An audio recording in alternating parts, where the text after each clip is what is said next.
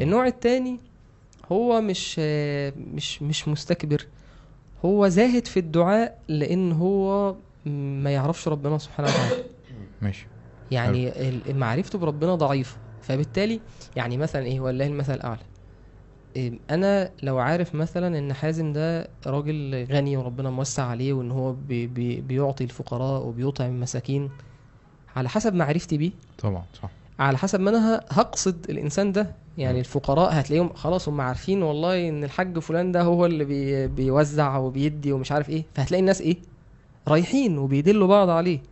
طيب لو انا ما اعرفش، مش هسألك، مش هطلب منك، مش هقصدك. فعلى قدر معرفة الإنسان بربنا سبحانه وتعالى، على جميل. قدر إن هو يقصد ربنا في السؤال. ماشي. فالمشكلة التانية أو النوع التاني، واحد زاهد في الدعاء لأن هو شايفها صعبة، بعيد، مش علشان هو مثلا مش مؤمن بربنا، لا هو مؤمن بربنا، بس شايف إن هي يعني دي ما تحصلش، هي محتاجة أسباب، الأسباب بتاعتها مش موجودة، فبالتالي أنا إيه، مش هسأل. ليه؟ لأن أنا عندي مشكلة في معرفة ربنا، في معرفة قدرة ربنا،